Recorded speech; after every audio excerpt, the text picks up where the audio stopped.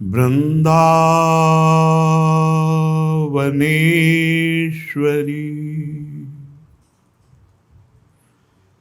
तवैव पदारविन्दम्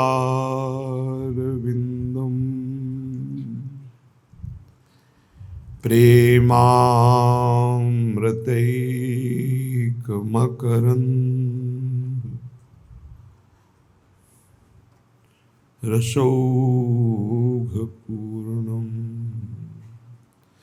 हृद्यर्पितं मधुपते स्मर्तापमुग्रम्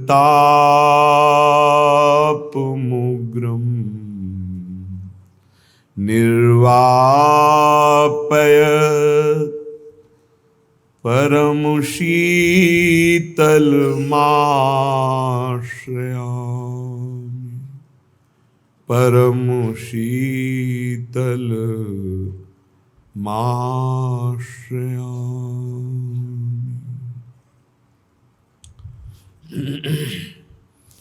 श्याम रूप श्री राधिका राधा श्याम स्वरूप दर्शन को ये दो हैं एक रूप अनूप। कृष्ण कृष्ण सुखधाम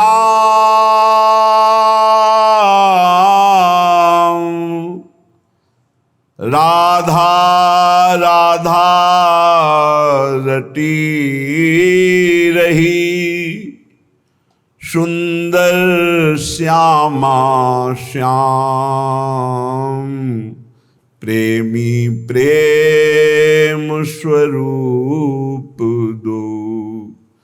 जय जय राधा नव घन गोरी सुंदर श्यामा ये मनोहर जोरी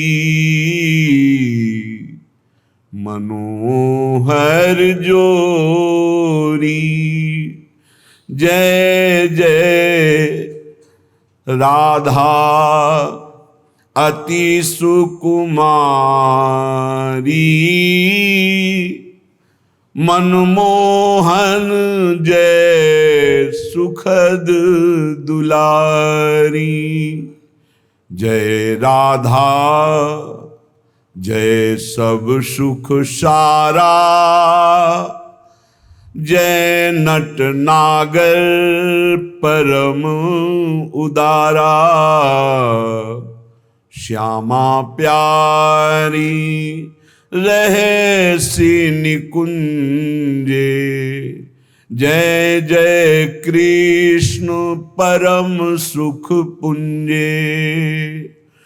जय जय राधा मंगल नामा। कृष्ण प्रिया आनंद अभिरामा।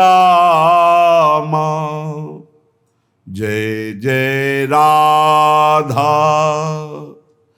नित्य बिहारी श्याम सुंदर की प्राण आधारी। रंग रंगीली आनंद ऐना श्याम रसीले नीरज नैना। कृष्ण रूप श्री राधा प्यारी राधा रूप कृष्ण बनवारी। लाल लड़ीले लाल लाल लड़ीले लाल श्यामा प्यारी जू के लाडिले, दिए भुजा अंकमाल, सुख सो सेज बिराजही। जय जय जय धुनि छाई, आनंद बढ़्यो अपार, गल बहिया दिए दो, बैठे अति सुकुमार। नख सिख छवि विविचंद, कमल ज्यो झूमत भौरा, इकटक निरखै अंग छवि, नयन पलक न बिशोरा। समस्त सखियां युगल सरकार की जय जयकार करती हुई उनकी रूप माधुरी का पान करती हैं। प्रतिपल मेरे प्रिया प्रीतम कैसे सुखी हों, ये चिंतन रहता है। जितनी भी उपासना है, जितने भी उपासक हैं, कहीं ना कहीं सबका चिंतन होता है कि प्रभु से हमको कैसे सुख मिले।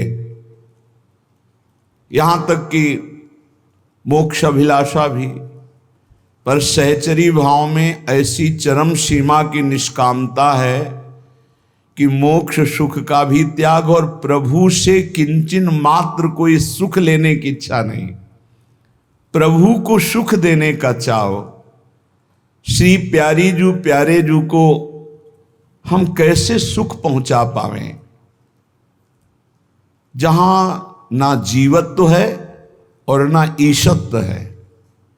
ऐसा प्रेम, ईश्वर अपनी ईश्वरता को प्रेम में विस्मरण किए हुए, जीव अपने जीवत्व का प्रेम में विस्मरण किए हुए, दोनों प्रेम रूप होकर प्रेममय वृंदावन में, प्रेममय निकुंज विलास में जो रत है, ये प्रिया प्रीतम और सहचरी, ये बिना वृंदावन की रज का सेवन किए, बिना रसिकों का संग किए, इनका परिचय प्राप्त होना अत्यंत कठिन है। प्रियालाल के हेतु की कृपा से श्रीधाम वृंदावन का दर्शन, जितने मिनट क्षण दिन का वास, ये अहोभाग्य है। अनंत जन्मों के हमारे दुष्कृत मिटने का समय आ गया है। यदि हम सावधान हो जाएं, महामहिम परम पावन प्रियालाल के निज वृंदावन धाम में हमारी कुछ साधना आराधना बन जाए, तो हमारे अनंत जन्मों की दुष्कृत भस्म करने की ताकत श्रीधाम वृंदावन रखता है। श्रीपाद प्रबोधानंद जी महाराज कह रहे हैं, बीभत्से विषये निरंकुश मशा, वात्मेन्द्रियैर्धावति, क्वाप्याप्नोति सुखस्य गंधमपि नात्यन्धस्तथाप्युन्मदः, वाधीर्यं गुरुशास्त्रमित्रवचने स्वाश्चर्यमेति श्रुति, द्वन्द्वं मन्दमतिः कदानुसरणं विन्दामि वृन्दाटवीम्। भाई मेरी प्रार्थना मान लो, बीभत्स विषयों में तुम डूबते चले जा रहे हो, अपने स्वरूप का विस्मरण किए, अपने को स्त्री माने, पुरुष माने, बालक माने, जवान माने, विद्वान माने, मूर्ख माने, ये सब मान्यता है। तुम्हारा जो सहज स्वरूप है, तुम ज्ञान समुद्र हो, तुम आनंदमय हो, तुम सच्चिदानंद के अंश हो, सच्चिदानंद स्वरूप हो। जागो। श्रीपाद प्रबोधानंद जी कह रहे, इस शरीर के राग में बंध करके तुमने बहुत जन्म नष्ट किए, अब तुम्हें फिर पुनः उद्धार अपना करने के लिए मानव देह मिला। जागो। ये घृणास्पद भोगों की तरफ जो तुम्हारी मति लग गई है, इसे हटाओ, ये बीभत्स है। अलम विषय वार्तया नरक कोटि बीभत्सया। ये विषय वार्ता, विषय चिंतन, विषय दृश्य, विषय भोग, ये करोड़ों नरकों से विभत्स है, घृणास्पद है, इनको छोड़ दो। तुम सहज सुख स्वरूप हो, सुख कहीं खोजने की जरूरत नहीं है। सुख है हृदय में विराजमान परमात्मा में। तुम हृदय में अंतर्मुखता ना लाकर बहिर्मुख होकर भोगों में ढूंढ रहे हो। अनंत जन्म हो गए, नहीं मिला, नहीं मिल रहा है, नहीं मिलेगा। ये घृणास्पद है। कितना गंदा जीवन जो भगवान से विमुख होकर केवल भोगों में रत है। बीभत्स विषय निरंकुश मशावात्मेन्द्रिय धावती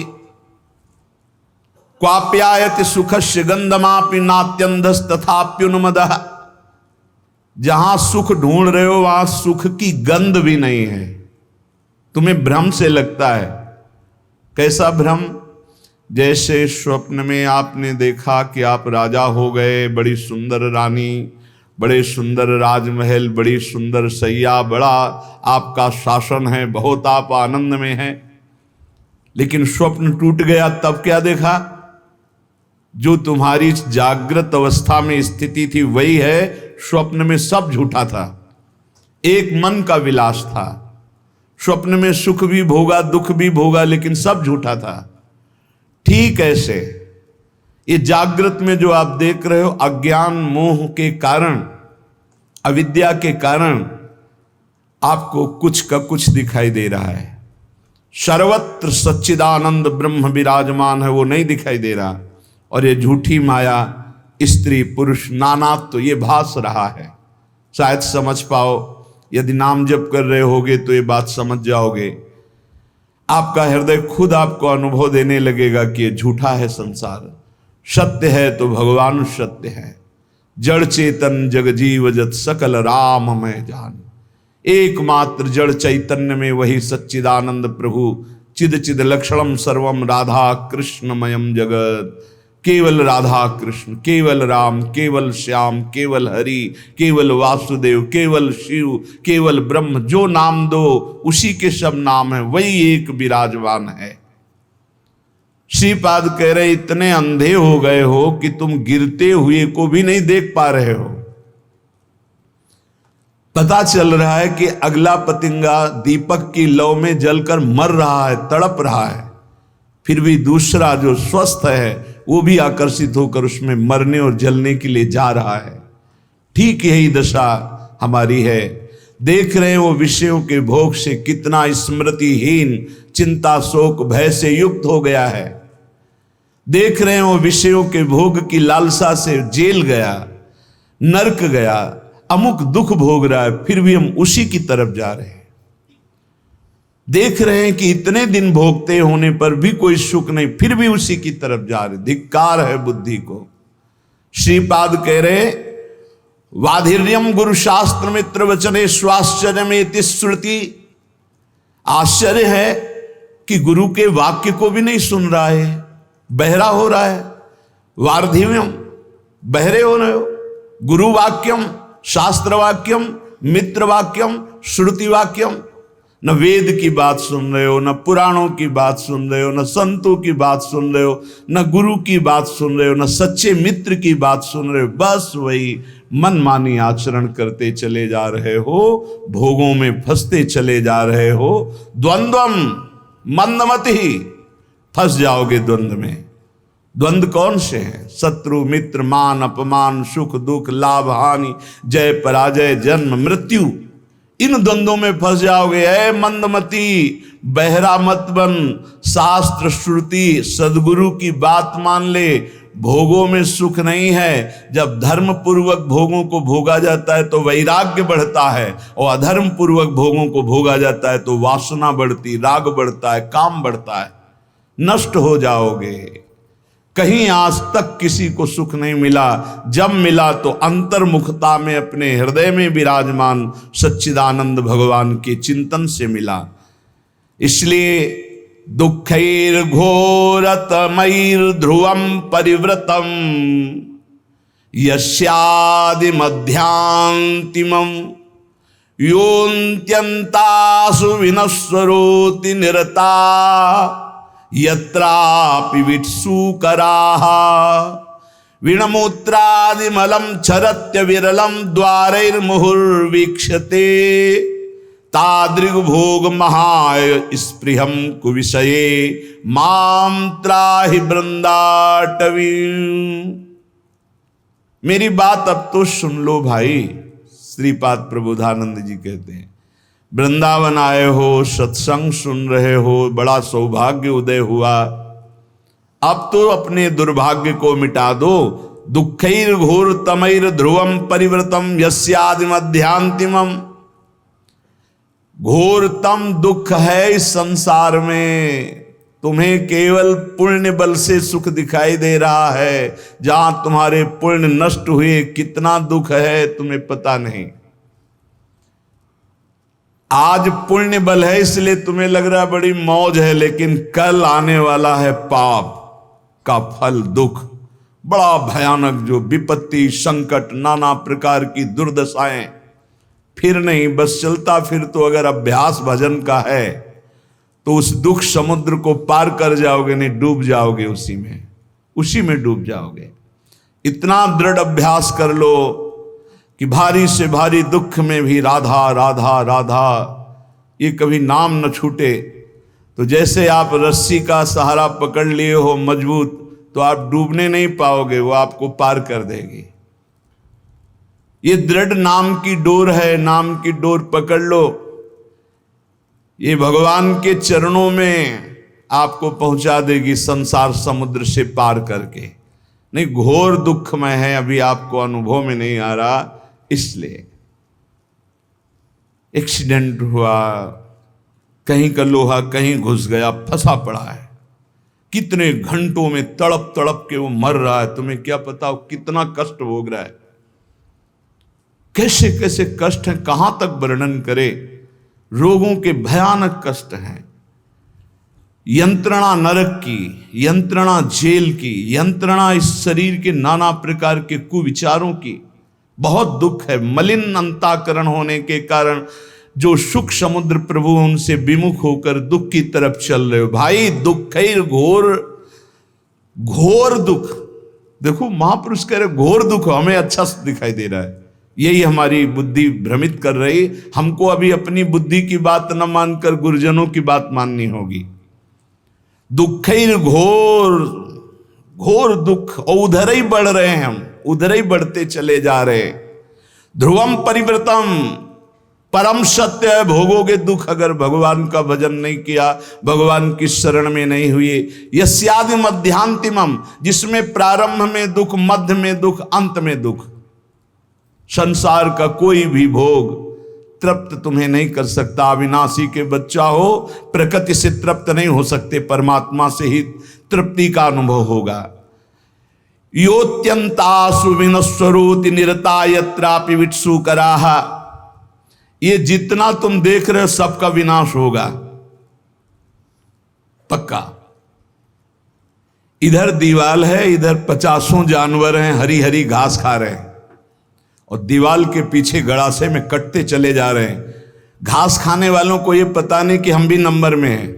ठीक ऐसे ही ये सुख की छाया की दीवाल डालकर माया मुझे फंसाए हुए, और काल काटता चला जा रहा है, विनाश करता चला जा रहा है। समय, जहां समय आया आप भी मारे जाओगे।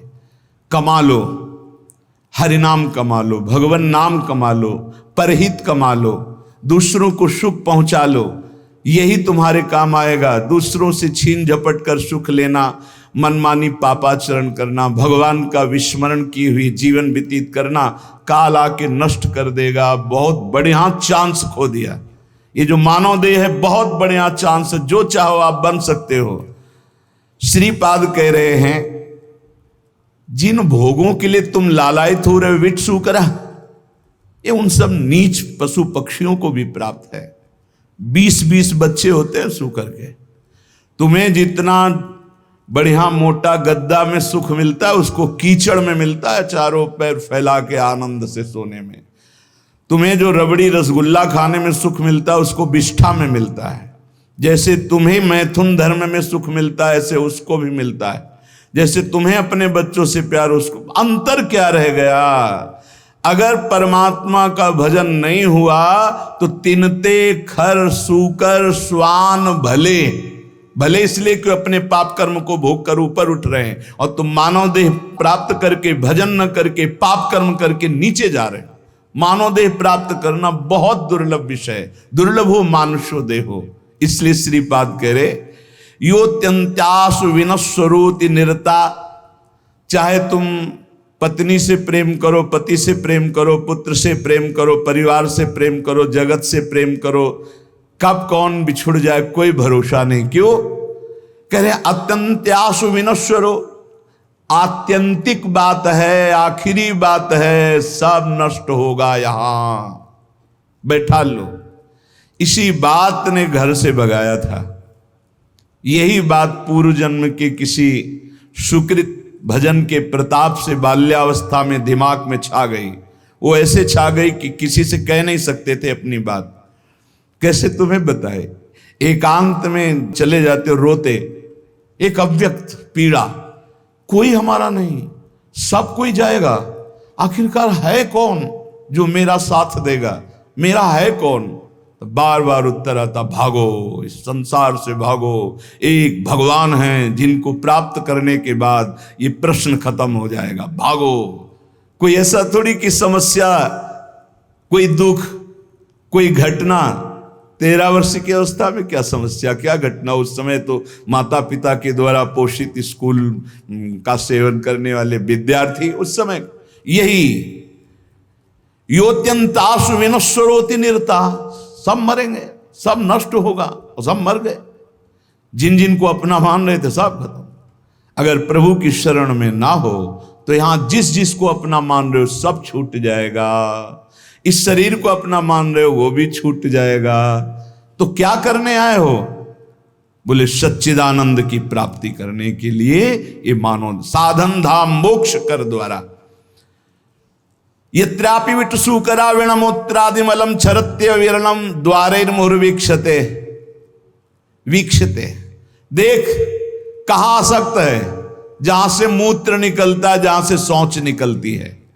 विणमूत्रादि मलम छरत्य विरणम द्वारैर्मुहुर्वीक्षते, बहुत बुद्धिमान बनता है, बहुत अपने को विवेकवान समझता है। आखिरी सुख क्या है जहां तू आसक्त है? बोले जहां से विणमूत्रादि मलम, जहां से मल निकलता है और पेशाब निकलती है। शास्त्र है, इसको समझ लो। बहरे हो रहे हो, गुरु की बात नहीं सुनते। बाधिर्यम गुरु शास्त्र मित्र वचने स्वाश्चर्य में श्रुति, न वेद की बात सुनते हो, न गुरु की बात सुनते हो, न शास्त्र की, न परम हितैषी मित्र की। क्या तुम्हारी दुर्दशा है जो तुम मनमानी चल रहे हो? जितना देख रहे हो सब विनाशवान। तुम्हारा आखिरी सुख कहां है?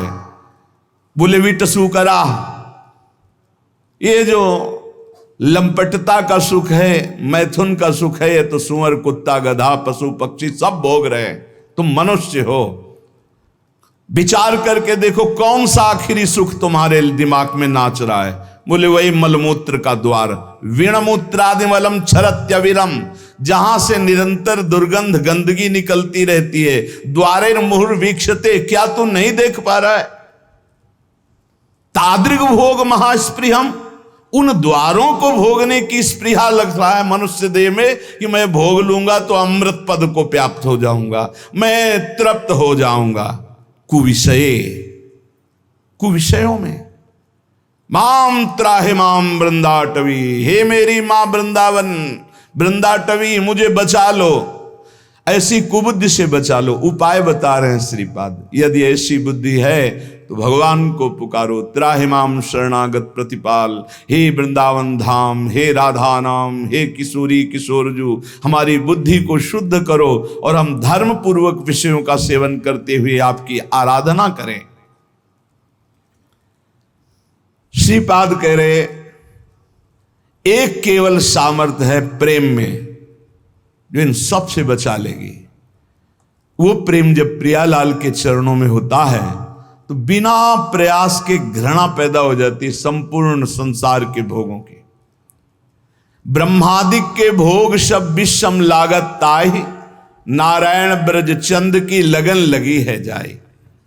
श्री महामहिम भगवत स्वरूप तुकाराम जी महाराज, कंचन कल प्रसंग चल रहा था, कामिनी और कीर्ति, ये तीन खाई हैं जिनमें साधक भ्रष्ट हो जाता है, गिर जाता है। भ्रष्ट माने होता है गिरना। और ये ऐसी खाइयां हैं कि ऐसी नीचे गिरता है जाकर के उठ के चढ़ना मुश्किल हो जाता है। पहले धन की, धन वैभव ऐश्वर्य, इसमें वही भूल जाता है जिसको परम धन का ज्ञान नहीं है। परम धन भगवान नाम। कबीरा सब जग निर्धना, धनवंता नहीं कोई, धनवंता सोई जानिए, जाके राम नाम धन होय। कबीरदास जी महाराज कह रहे सब संसार निर्धन है, धनवंता कोई नहीं दिखाई देता। धनवंता तो वही है जिसके पास भगवान नाम रूपी धन है। नाम रूपी धन एकत्रित किया, वो कंचन में फंस नहीं सकता। कंचन में फंसना और कंचन का बाहरी त्याग होना बहुत अंतर है। अंदर से चित्त वृत्ति महत्व रखती धन पर, बाहर से हम छूते भी नहीं हैं, कोई लाभ नहीं है। बाहर से यहां तक धसा हुआ है रुपए में, लेकिन उसकी अंदर से रति नहीं, वो धन का त्यागी पक्का। अंदर के राग का त्याग हो जाना ही वास्तविक कंचन का त्याग है। देखो चक्रवर्ती सम्राट है महाराज अम्बरीश जी। चक्रवर्ती सम्राट के पास क्या नहीं होता, और उनको परम प्रिय हरि के कहा गया है। और परम प्रिय कौन होता है? परम अकिंचन प्रिय हरि के रे, जो परम अकिंचन होते हैं। हम लोग अकिंचनता का मतलब भावना करेंगे, फटा पुराना कपड़ा पहने, ऐसे लौकी का कमंडल लिए, शायद ऐसा अकिंचन पुरुष होता होगा।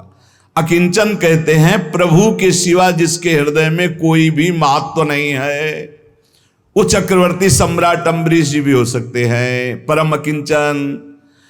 और एक लंगोटी में राग है तो वो भी अकिंचन नहीं कहा जा सकता।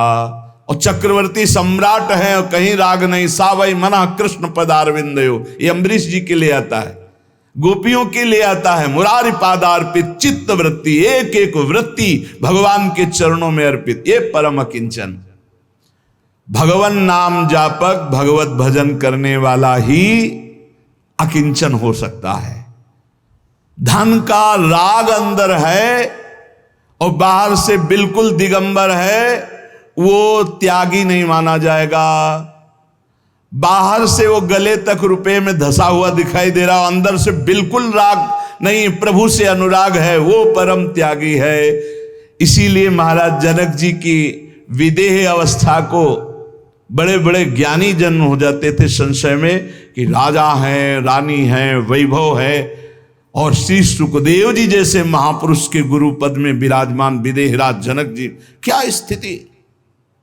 ये स्थिति की बात है। कंचन कामिनी कीर्ति से जो त्यागी महापुरुष है वो बाह्य बात नहीं है, बाह्य नहीं, ये आंतरिक राग के त्याग की बात है। बाह्य त्याग का तो नाटक भी किया जा सकता है, आंतरिक त्याग की बात कह रहे हैं। श्री तुकाराम जी के महाराज की स्थिति ये देख के कि कई कई दिन भोजन नहीं मिलता, तो वीर शिवाजी, छत्रपति शिवाजी, बड़े रत्न भोजन सामग्री सब वापस कर दिया।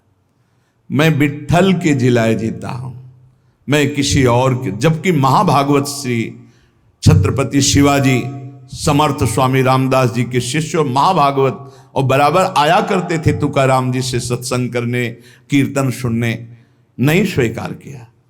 कंचन त्यागी। आपने देखा आपकी धर्म पत्नी भी थी, वो प्रायः इसी बात से दुखी थी कि वो कभी वार्ता ही नहीं करते थे, हर समय राम कृष्ण हरि विट्ठल। कल प्रसंग में सुना कि एक सुंदरी स्त्री, नवयुवती, जब देखती कि भंडारा पर्वत की तरफ एकांत में जाते हैं, उनका बहुत सुंदर लावण्य सी तुकाराम जी का, क्योंकि हर समय प्रभु में उन्मत्त रहते, तो जो भगवान का चिंतन करते उनमें एक आकर्षण पैदा होता है। जैसे समस्त आकर्षणों का केंद्र कृष्ण है, आकर्षित, तो ऐसे ही कृष्ण सुमिरन, राम सुमिरन, हरि सुमिरन, तो वो भगवान का आकर्षण प्रकट होता है। तो हर जीव जो देखता है उनकी तरफ लुभायमान हो जाता है। बहुत भी पापी ही हो तो वो राग न करके द्वेष कर बैठेगा, वो निंदा करने लगेगा। निंदा करना भी एक प्रियता का आंतरिक लक्षण है, कि जैसे हम किसी वस्तु को पाना चाहते हैं, नहीं पा रहे, तो हम उसकी निंदा करने लगते हैं, पर उसका महत्व तो है, उसकी प्रियता है, ये आंतरिक चिंतन का विषय है। अगर राग नहीं होगा तो द्वेष हो ही नहीं सकता। जब उस वस्तु पर महत्व होता है, हम प्राप्त नहीं कर पाते तो वो कुछ ऐसे लोग होते हैं जो द्वेष करते, पर उनके अंदर भी निगेटिव प्रियता रहती है। वो एक जो विचारवान हो जान रहे कि ये हमें प्यार करता है, पर प्यार करने का ढंग नहीं आता, इसलिए ऐसे प्यार करता है। वो तुकाराम जी के पास एकांत में गए, भंडारा पर्वत पर, मुस्कुराना, आकर्षण करना, काम चेष्टाओं की वृत्तियां प्रकट करना। तो उन्होंने कहा, पराविया नारी रखुमाई समान, हे गेले नेमुन ठाई चेंची, जाई वो तुम आते ना करी सायास, आमी विष्णुदास तैसे नहीं। हम ऐसे वैसे नहीं, हम विष्णुदास हैं, हरिदास हैं। ए माई, तो रुक्मिणी माई के समान मेरी पूज है, माता है। विठ्ठल भगवान के वामांग में जो विराजमान रुक्मिणी माई है, रखुमाई समान, रखुमाई रुक्मिणी माता, मेरी दोष दृष्टि कभी तुम्हारे प्रति हे माता कभी नहीं हो सकती, क्योंकि मैं देखता हूं कि साक्षात भगवान की अर्धांगिनी महालक्ष्मी स्वरूपा वही आप हो। रुक्मिणी माई के समान मैं तुम्हें देख, तुम्हारी ये चेष्टाएं मेरे ऊपर कोई प्रभाव नहीं डाल पाएंगी, व्यर्थ में समय नष्ट मत कीजिए। मैं हरिदास हूं, मैं कोई ऐसा वैसा नहीं हूं। तुम्हारा ये पतन करने की चेष्टा मुझे लुभायमान नहीं कर सकती। जाओ, अगर तुम्हें पुरुष ही चाहिए तो संसार में बहुत पुरुष हैं, मैं हरिदास हूं, तो मुझे लुभायमान नहीं कर सकती। तुकाराम जी की बात सुनकर वो शर्माई, सकुचा गई। तो उनका, तुम्हारी चरण वंदना करता हूं, आप निर्भय और निश्चिंत होकर जाओ। हम कभी तुम्हारी निंदा भी नहीं करेंगे, कभी किसी से कहेंगे ही नहीं, पर हम हरिदास हैं, हम तुम्हारी लुभावनी वृत्तियों पर आने वाले नहीं। कंचन विजयी, कामिनी विजयी। वो बहुत लज्जित हो गई। आपको कोई गर्व नहीं है कि मैं ऐसा नहीं, मैं हरिदास हूं, इसलिए मेरे में हरि कृपा है, तो मुझे हरि बचा रहे हैं। जिनके हृदय में निरंतर भगवान का नाम नहीं चलता, ध्यान से सुनना, उन्हीं को ये काम क्रोध लोभादि वृत्तियां फंसा लेती हैं, उन्हीं को फंसा। और जहां नाम चल रहा है वहां फंसने की गुंजाइश नहीं रहती। तुकाराम जी महाराज कहते हैं, मनुष्य मात्र की जब इन दो बातों पर विजय प्राप्त करने की सामर्थ्य आ जाती है भजन से, कंचन और कामिनी, तब एक इच्छा प्रकट होती है, कीर्ति हो जाए, लोग हमें जाने। श्री तुकाराम जी महाराज जब तक परमार्थ में चलने वाले के अंदर ये बात बनी रहेगी कि मेरी प्रतिष्ठा हो, मेरा मान हो, मुझे कोई जाने, तब तक अभी बहुत दूर नगरी, भगवदानंद की प्राप्ति बहुत दूर है। उपासक को अपने मार्ग पुष्ट करने के लिए ये विचार देखना चाहिए कि कहीं ये विचार तो नहीं आ गया है अपने अंदर।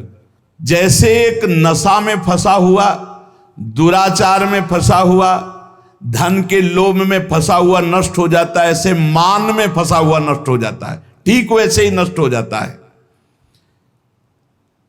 इसलिए उपासक को चाहिए कि नारियल के फल के समान स्वभाव बनावे और नारियल के वृक्ष के समान अपनी चाल रखे, सीधी। सूधो चले आपने धर्म रसिकन सो प्रीतम का है, कबहू काल वृथा नहीं जाए। सूधो चले आपने धर्म, बिल्कुल अपना जो मार्ग है उसी पे। और रसिकन सो प्रीतम का है, अपना प्यार कहां हो, अपना प्रीतम कौन हो, रसिक महापुरुष हो। कबहू काल वृथा नहीं जाए, एक सेकंड भी नाम न छूटने पावे। और नारियल फल जैसा ऊपर देखो जूट, अंदर बहुत कठोर खप्पर, और उसके अंदर बहुत कोमल। ऐसा स्वभाव साधक का होना चाहिए। ऊपर से देखकर लगे कि बहुत झाखर है, रजना बिल्कुल फंस जाओगे तो बहुत ऐसा लगे कड़ुआ स्वभाव है, लेकिन अंदर बहुत हृदय शीतल। ये रखना पड़ेगा। अगर ये नहीं रखते हो ना तो फिर आप धोखा खा जाओगे। महापुरुष कह रहे हैं ऊपर से नारियल वाला स्वभाव जूठ, देखो कितना कठोर जूठ, उसके ऊपर कठोर कवर, फिर अंदर मलाई जैसा एकदम, अंदर हृदय बहुत कोमल, लेकिन बाहरी स्वभाव रुक्ष। रुक्ष का मतलब किसी को गाली देना नहीं, बाहरी दिखाई दे सरस नहीं है, ऐसा दिखाई देना। महापुरुषों को देखो, रस के समुद्र हैं, आप प्रणाम करो, नमस्कार, मौज आवे तो भले, नहीं तो देखेंगे नहीं, बोलेंगे नहीं, श्री हरिवंश बोलेंगे नहीं, प्रणाम मतलब ही नहीं, ग्रीवा झुकी अपने आप चले जा रहे हैं। जिसको प्रणाम कर रहे हो तुम्हें फल दे रहा है, वो अव्यक्त परमात्मा सर्वत्र व्याप्त है, उसी की दंडवत है वो प्रणाम नमस्कार से। सत्य और असत्य, इसका जिसको ज्ञान है वो कभी अपनी मान प्रतिष्ठा शरीर की स्वीकार ही नहीं करता है। निसंग जो बना रहता है और जिसमें किसी तरह का संकोच न हो, कभी कभी संकोच में साधक मारा जाता है, अपनी बात कहना चाहता है पर बहुत हृदय कोमल है।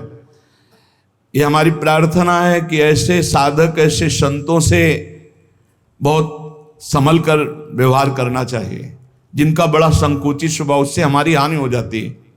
वो कहना चाहते हैं पर संकोच के कारण कह नहीं पाते। यदि किसी से खबर दे दे, किसी से सूचना मिल जाए, हमको ठीक वैसे चल देना चाहिए। ये नहीं कि डायरेक्ट वो हमसे बात करें, क्योंकि हमने देखा है महापुरुषों का बड़ा संकोची स्वभाव होता है। मैं सीधे कहूं इसे दुख ना पहुंच जाए, या आप बोल देना ना, समझो आप वो कितना संकोच में है कि वो आपसे सीधे ना बोलकर किसी से कहला रहे हैं। महापुरुषों के जरा सा संकेत पर वैसे ही खड़े हो जाना चाहिए, वैसे ही चलना चाहिए। ये नहीं सोचना चाहिए उन्होंने तो नहीं कहा डायरेक्ट हमें, नहीं, बहुत संकोची स्वभाव होता है। जब संतों की सेवा करे तो फिर पता चलता है कितना संकोची। और एक स्वभाव और होता है, बहुत ही निरपेक्ष उदासीन। अगर संकोच वाली बात नहीं माने तो फिर जो उनका स्वरूप आएगा वो आप सह नहीं पाएंगे। दोनों हमने देखे, 1 2 3, यहां तक तो संकोच चलेगा, इसके बाद जो अपने स्वरूप में आए तो आप सह नहीं पाओगे। इसलिए पहला संकेत समझ लेना चाहिए। महापुरुषों का पहला संकेत, उनकी रुचि क्या है, उनकी रुचि में रुचि मिला दे तो मान, कामिनी, कंचन सबसे बचा लेते हैं। अगर कोई आज तक बचा है तो हरि कृपा गुरु कृपा से बचा है। पर व्यसन अर्थात भोग वासना, धन की कामना या मान की कामना हृदय को पाषाण के समान कठोर बना देता है। 2 होते हैं जो ना लोक की परवाह करते हैं ना निंदा की परवाह करते हैं, एक घोर विषयी पापी पुरुष और एक महान उत्तम साधक। 2 होते हैं। पापी पुरुष भी किसी की परवाह नहीं करता, समाज देख रहा है कि नहीं देख रहा, क्या करेगा समाज, क्या, कुछ नहीं देखता, वो जो वासना है वो कर बैठता है। साधक उत्तम उपाय वाला जो भगवत मार्ग में चला, वो भी ये नहीं देखता कि अब हमारी निंदा हो रही, की स्तुति हो रही, संसार क्या कह रहा है, लोक लज्जा है, क्या है, कुछ नहीं देखता। एक घोर दुर्गति को प्राप्त होता है, एक महान सदगति को प्राप्त होता है। श्री तुकाराम जी महाराज को कह रहे, लौकिक मान के पीछे लगे हुए हमने साधकों को नष्ट होते देखा है। आचार विचार, लोक लज्जा, वैदिक कर्मानुष्ठान, यहां तक तो सब ठीक है, लेकिन जब आप भजन करके भगवत प्राप्ति करना चाहेंगे तो आपके पीछे लग जाएगा मान।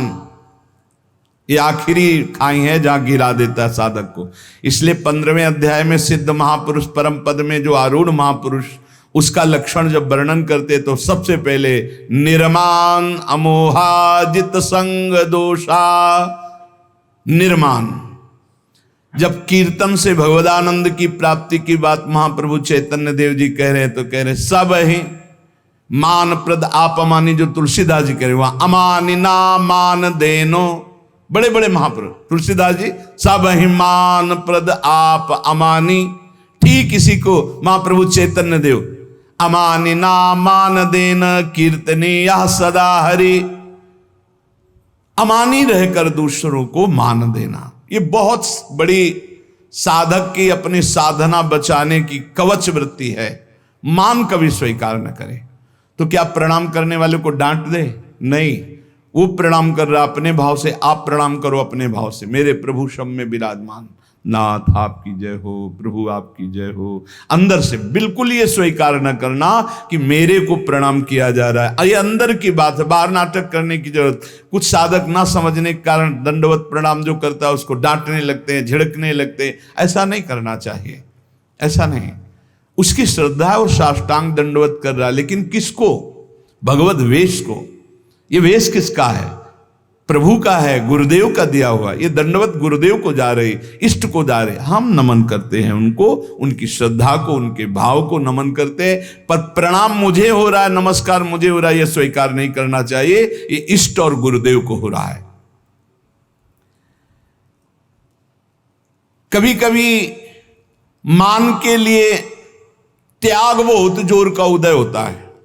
मान प्राप्ति के लिए जीवन भर हुआ जा रहा है, मैंने केवल फलाहार किया, मान अंदर बैठा हो। मैंने केवल इतने वर्ष से जल पिया, मैं ये भगवान अंदर देख रहे, तुम्हारे अंदर जो मैं जागृत हो रहा है, मान जागृत हो रहा है, भगवत प्राप्ति में बहुत बाधक है, बहुत बाधक है। चैतन्य चरितावली में एक प्रसंग में पढ़ा, महाप्रभु चैतन्य देव का जब यश विस्तार भुवन पर छाया हुआ था तो एक महात्मा पूरे भारत की नदियों की परिक्रमा किए थे। फलाहार या दूध ऐसे पाते थे। जब सुना तो दर्शन की इच्छा हुई।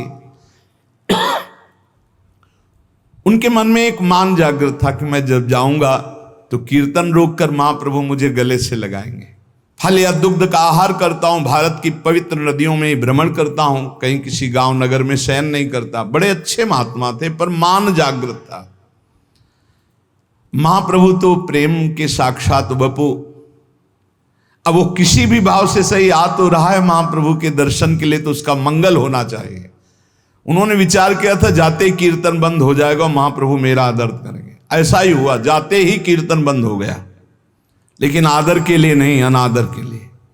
महाप्रभु इतने कोमल स्वभाव के, एकदम भ्रकुटी चढ़ गई और कहा कौन ऐसा बहिर्मुख आ गया कि हमारे कीर्तन का रस सूखने लगा। वही महात्मा जी आए थे, बोले निकाले उनको, बाहर हटाओ, तत्काल हटाओ। अब उनकी जो मान वृत्ति थी वो भंग हो गई। मैं इतना अधम हूं, बाहर जाकर के चिल्लाकर रोने लगे, हे प्रभु आपका तो अवतार हुआ मुझ जैसे नीचों को पावन करने। महाप्रभु दौड़ गए और गले लगा लिया। यही दरबार दीन को आदर रीति सदा चली आई। जहां दैन्यता वहां गले लगाना, जहां थोड़ा भी अभिमान कि मैं अमुक अमुक अमुक मान, वो प्रभु को अच्छा नहीं लगता। श्री तुकाराम जी महाराज कह रहे हैं कभी कभी बड़ा बड़ा त्याग मान प्राप्ति के लिए, कभी कभी मान का त्याग भी मान प्राप्ति के लिए होता है। बैठिए, नहीं नहीं हम तो नीचे। वो अंदर लालसा है कि ये बहुत दैन्य महापुरुष है, कितना अभिमान रहित है। ये सुनने के लिए, मान प्राप्ति के लिए मान का भी त्याग होता है। कभी कभी बड़ा बड़ा चंदा दिया जाता है इस बात के लिए कि मेरा नाम हो, मेरा मान हो। कई तरह से मान अंदर छुपा रहता है, कई तरह से। जन्म की सार्थकता का स्वरूप है मान का त्याग हो जाना। ये बड़ा सूक्ष्म विषय है, इसलिए प्रायः संसारी आदमी तो कहते हैं यार नाम होगा, मान हो जाएगा, लेकिन भगवत प्राप्ति के मार्ग में ये मान भारी खाई आखिरी खाई। इस मान का त्याग करने के लिए अपने से बड़े महापुरुषों का संग होना चाहिए। रसिक महापुरुष गुरुजनों का संग होना चाहिए। जब उनके चरणों के पास बैठे तो अपना मान नष्ट हो जाता है, पक्का नष्ट हो जाता है। बिना किसी कारण के अकारण ही सोहनी पोछा रोज लगती है महापुरुषों के पास रहने से।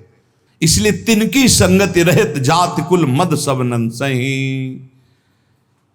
देखो गुरुजन जब कृपा करते हैं तब संभालते हैं ज्ञान का हथौड़ा और रखते हैं अभिमान को चकनाचूर करने के लिए। अगर सही साधक हुआ तो टिकता नहीं, भागते नजर आता है, और अगर टिक गया तो फिर गुरुजन ऐसा हीरा बना देते कि चाहे घन चलाओ फाटने वाला नहीं। अहंकार का नाश हम आपसे सच्ची कहते हैं केवल गुरुजनों के चरणों में होता है और दूसरा उपाय नहीं है। मान की धज्जियां तो गुरुजन उड़ाते हैं। मान की धज्जियां उड़ाने की सामर्थ्य केवल रसिक सदगुरुदेव में है। दूसरा कुछ भी करो तो मान ही मान है। सब कुछ कर सकते हो आप, लेकिन अपने अभिमान को नष्ट नहीं कर सकते, वो केवल गुरुदेव नष्ट करते हैं। और धन्य है निरपेक्ष गुरुदेव मिले, ममता वाले नहीं। ये वो पद है जहां श्री कृष्ण और सुदामा एक साथ लकड़ी लेने जा रहे हैं। नहीं द्वारिकाधीश आदेश कर देते, संदीपनी जी के आश्रम में जमा हो जाती है, लेकिन नहीं, ये वो पद है जहां एक अकिंचन बालक, ब्राह्मण बालक सुदामा जी, तो वहीं साथ में अखंडेश्वरी वैभव संपन्न भगवान श्री कृष्ण वैसे ही सेवा में लकड़ी लाने जा रहे हैं। बिना गुरु कृपा के मान का नाश नहीं हो सकता है, हम बिल्कुल हृदय से कह रहे हैं। और मान बिल्कुल धज्जियां उड़ा दें, ऐसे सदगुरुदेव निरपेक्ष होने चाहिए। शिष्य आसक्त और गुरुदेव निरपेक्ष, ऐसे में कितने टिकते हैं? वो तो गुरु कृपा पात्र, केवल गुरुदेव की कृपा से। सच्ची मानिए पूरा का पूरा सिद्धांत गुरुदेव भगवान के ऊपर है। उन्हीं की कृपा से ही साधक की प्रारंभ है, साधक का मध्य है और साधक का विश्राम है। गुरुदेव की कृपा है। गुरु कृपा ही केवलम, गुरु कृपा ही केवलम। परमार्थ के साधक को चाहिए कि लोगों की स्तुति ना सुने, अपनी स्तुति ना सुने। स्तुति सुनने का मतलब होता है जैसे बड़ाई है ना, आपके सामने आपकी बड़ाई, अरे बहुत जहर है, बहुत जहर। अब ये कौन समझे? अब ये गुरु समझते हैं। आओ बिरवा जगह है, अब हम इसको जड़ से काटेंगे। तब वो तिलचता है, फिर वो सोचता कभी नहीं करूंगा अभिमान। इसलिए गुरु कृपा ही केवलम, मोक्ष मूलम गुरु कृपा। बलिहारी है जो अपने गुरुदेव के गले पड़ गए हैं। अब मारो या तारो, अब नाथ आपके सिवा कोई नहीं है। अब वो झिटिक रहे हैं, वो पीछे चल रहा है। सच्ची मानिए केवल गुरु कृपा है। बलिहारी है उन साधकों की जिन्होंने बात समझ ली, केवल गुरु कृपा है केवलम। गले पड़ गए गुरुदेव के कि अब हम तो कोई ठौर नहीं, कोई और नहीं महाराज। अब आप जैसा, ये श्री जी की कृपा से आती है आसक्ति, गुरु आसक्ति। बहुत मुश्किल है गुरुदेव भगवान में आसक्ति होना, अगर हो गई तो भगवान की प्राप्ति हो गई। श्री तुकाराम जी कह रहे हैं साधक को चाहिए कि लोगों की स्तुति के फेर में ना फंस जाए। द्रव्य के जोर बरब्बट आसन चाप सभा मधि बैठत, सेवक जी महाराज कह रहे हैं। रुपया आ गया, पैसा आ गया, भीड़ इकट्ठा हो गई, अपने को भगवान समझ लिए और गुरु के सामने आसन बांध करके ऐसे बैठते हैं। हम तुमसे कम है क्या? गई गई गाड़ी गई, दुर्गति को गई, नरक को गई, बनी बनाई सब बात बिगाड़ दी। ये लोगों की, इसीलिए श्रीपाद कह रहे सम्मानम कल्याति घोर गरलम नीचापमानम सुधा। सम्मान ये बहुत बड़ा जहर है जो परमार्थ से भ्रष्ट कर देता है, अगर साधक समझ पावे। बहुत बचना भाई, बहुत बचना। संसार के लोग दुमहे होते हैं, तुकाराम जी कह रहे हैं। अब सुनो कैसे होते हैं। ये दो मुहे होते हैं, दो मुंह वाले होते हैं। दो मुंह मतलब एक जबान में दो बात। कैसे? सत्संग कीजिए, कंठी तिलक लगाइए, नाम जप के बड़े भगत बनते हैं, उपवास करते हैं, तिलक न लगाइए, कंठी नहीं, बड़ा भागा है, कोई भगवान से मतलब नहीं। कैसे चले बताता हूं। बड़ा विचित्र संसार कह रहे दुमहा है। अगर वो संसार के किसी भी से कोई मतलब न रखकर एकांतिक सेवन करते हुए अपना सोचे कि जीवन में उद्धार कर लूं तो चैन नहीं, और अगर संसार में रत होकर के तो भी चैन। संसार क्या बोलेगा, तुकाराम जी कह रहे ये दुमहा है, ये मालेगल है। वो तो जो लिख रहे कि अगर लड़का नहीं हुआ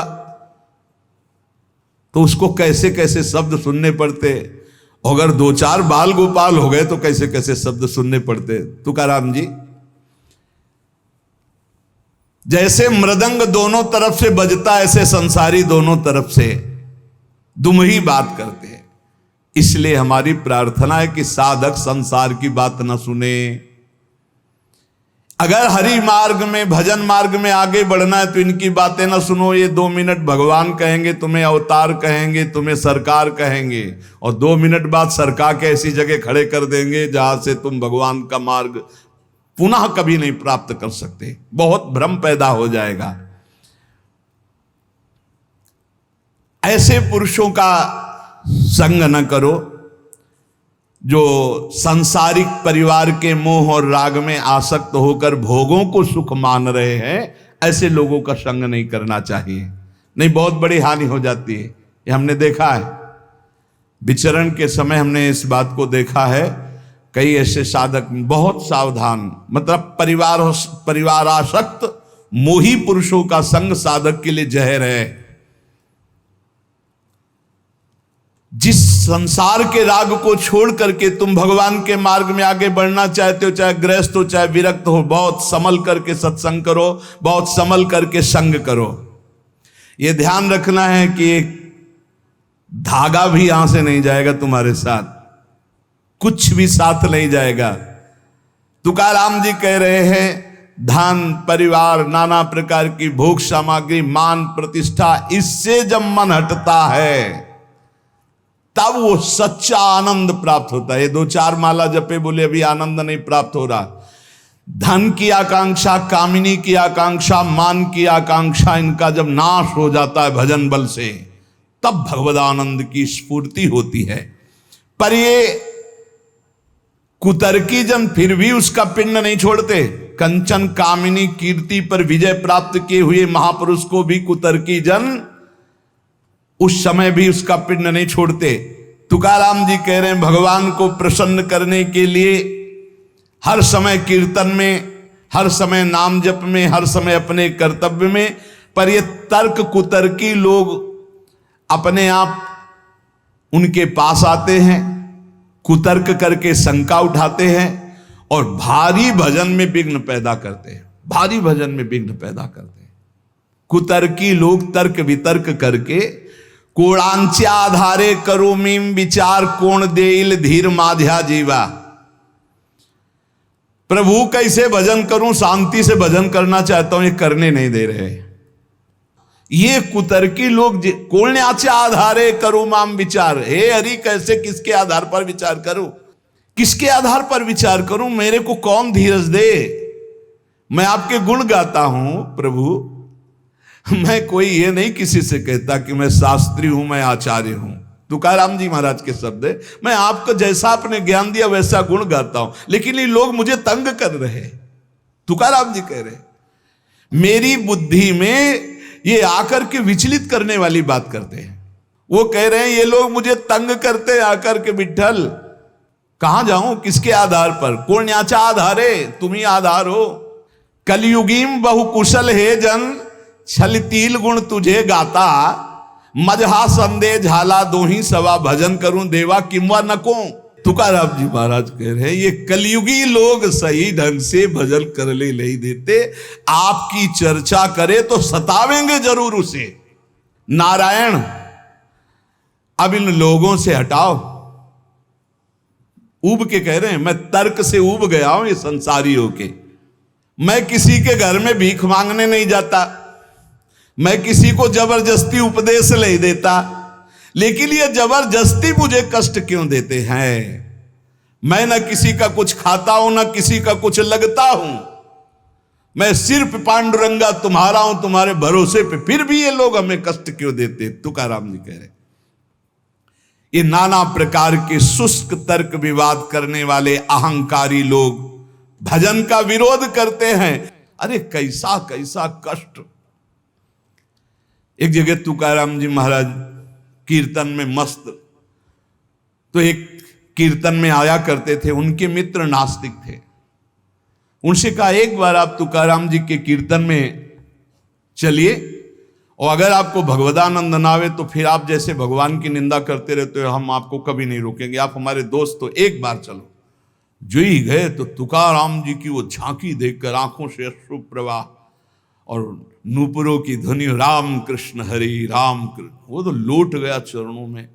अब रोज कीर्तन में, अब कीर्तन के बाद थोड़ी देर सत्संग होता, अब उसमें ब्रह्मचर्य आदि की महिमा वो अपनी पत्नी से बोलना बंद कर दिया। तो जैसे काफी समय हुआ तो उसको पता चला कि ये कीर्तन में तुकाराम जी के पास जाते इसलिए बोलना, तो बोले मेरी जिंदगी का नाश करने वाला, हाथ जोड़ करके पति से कहा आपका तो उद्धार हो गया, मेरा उद्धार कैसे होगा? बोले चलो चलते हैं आज कीर्तन में। बोले नहीं, पहला कदम अपने गुरुदेव को घर में लाओ, एक बार चरणामृत उतारें, घर में चरणामृत डालें, फिर भगवान मेरी ये पत्नी को कैसे, जैसे मेरी बुद्धि शुद्ध हो गई, इसे बड़ा प्रसन्न हुआ। तुकाराम जी से कहा जा गया अपार कृपा आपकी, पूरी बात बताई। उनका भाई यदि तुम्हारी पत्नी को ऐसी प्रसन्नता और तो मैं अवश्य चलूंगा। सीधे सरल भक्त आ गए, उसने बीच आंगन में बैठाला, जो दरवाजा रसोई का था उसी के सामने, और पहले से 5 लीटर पानी खौलने को रख दिया था। घंटों पानी खौल रहा है, उसमें डालती जा रही है। जब तुकाराम जी बैठ गए, आई सामने, प्रणाम किया और देखा ये वही है जिसने मेरे पति को बरगला दिया, और जब से इसके पास गए आज तक मुझसे बात नहीं, आज मैं मजा चखाऊंगी। और बस कपड़ा से पकड़ भगोना लाई, ऊपर तुकाराम खौलता हुआ पानी, विठ्ठल विठ्ठल पांडुरंगा पांडुरंगा, सब छाले छाले पूरा शरीर, और गर्म पानी इतना। ऐसे थोड़ी संतों के जीवन में तुम्हें कैसे कैसे कष्ट बताए। जो भगवान का यश विस्तार करते हैं उनके लिए, जो अपने निंदा कांचे घर आसावे से जारी, प्रभु मैं किसी के पास नहीं जाता, निंदक मारने वाले वाचाल कुतर्की संशयी ये सब मेरे पास आते हैं और मुझे परेशान करते, मुझे कष्ट देते हैं। इसलिए मैं क्या करूं प्रभु, आपका भजन करूं या इनसे झगड़ा करूं? ये पाखंडी लोग मेरे पीछे पड़ गए विठ्ठल, मैं उनसे क्या कहूं? मैं नहीं जानता ये छल कपट, ये लड़ाई झगड़ा। मैं तुम्हारे पांव पड़ता हूं, उनके भी पांव पड़ता हूं, मुझे भजन करने दो, इनसे दूर रखो। नको दुष्टो संग पड़े भजना मधि भंग, तुक निषेधिता मद नशा है सर्वथा। एका माध्या जी में बाद करूं कोणांसवे, तुझे वर्णुम गुण की है राखो दुष्ट जन। काय करूं एका मुखे सांगम महणे तुका। तुकाराम जी कह रहे हैं अगर दुष्ट पुरुष का संग दुष्ट करे तब तो निभ जाएगा, लेकिन दुष्ट का संग अगर साधु से करवाओगे तो भजन भंग हो जाएगा। नको दुष्ट संग पड़े भजना मदि भंग। प्रभु ये दुष्ट लोग मुझे नीचा दिखाना चाहते हैं, मुझे इस बात से कोई डर नहीं, पर मुझे सहा नहीं जाता जब ये भजन विरोधी बात करते हैं। मैं अपने को अकेला देख रहा हूं प्रभु, किस किस से वाद करूं? ये आपका गुण नहीं बखानते, ये दुष्ट जन आकर के आपकी अवहेलना करते। तुकाराम कहता है एक मुख है, किस किस को उत्तर दूं? इसलिए दुष्ट जनों का संग जब प्राप्त हो तो मौन ही सबसे उत्तम है, और भगवान को पुकारना, पुकार करके अलग रहना। और ये प्राप्त होगा जब आपका अच्छा भजन चलने लगेगा तो दुष्ट लोग पीछे लग जाएंगे। ये भगवान का ऐसा है। देखो जिसका भी उत्तम भजन हुआ उनके साथ ये घटना घटती है। उपासक को अनुपम आनंद की प्राप्ति एकांत लाभ से होती है, पर केवल एकांत में बैठे रहना एकांत लाभ नहीं है। एकांत लाभ का मतलब है समाधि। चाहे वो सबके बीच में बैठा भी हो, अपनी बुद्धि को परमात्मा में निरंतर लगाना। परमात्मा में लगाने के 4 रूप हैं, नाम धाम लीला रूप। जो नाम रूप लीला धाम है, इनमें सबसे सहज सरल नाम है, क्योंकि धाम भी सब कोई वास नहीं कर सकता। नाम जहां जो हो, जहां हो जो हो, बालक वृद्ध स्त्री पुरुष पढ़ा लिखा मूर्ख कोई भी हो, नाम जब सबको भगवत प्राप्ति करा देता है। गोस्वामी श्री तुलसीदास जी महाराज विनय पत्रिका में कह रहे हैं, बहुत जोर की बात है, कह रहे हैं कि नाम राम रावरोई हित मेरे स्वार्थ परमारथ साथिन सो भुज उठाई कहों तेरे नाम राम राव रोई हित मेरे।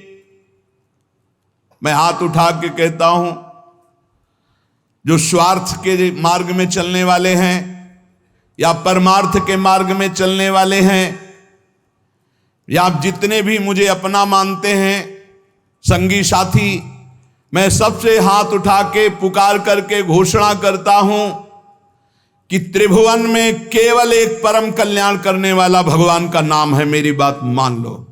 गोस्वामी तुलसीदास जी, नाम चल रहा है, कहीं भी हो आपको भगवत प्राप्ति हो जाएगी। नाम चल रहा है, नाम। जननी जनक तजो जनमी करम बिनु विधु ही सृजो अवडेरे मोहू सो को कहत राम ही को सो प्रसंग के ही केरे। देख लो मेरा भाग्य, जन्म लेते ही माता चली गई। बड़े महापुरुषों के साथ बड़ी घटनाएं घटती हैं। जन्म लेते ही माता चली गई। अभागी जानकर पिता ने कभी प्यार नहीं किया, त्याग कर दिया।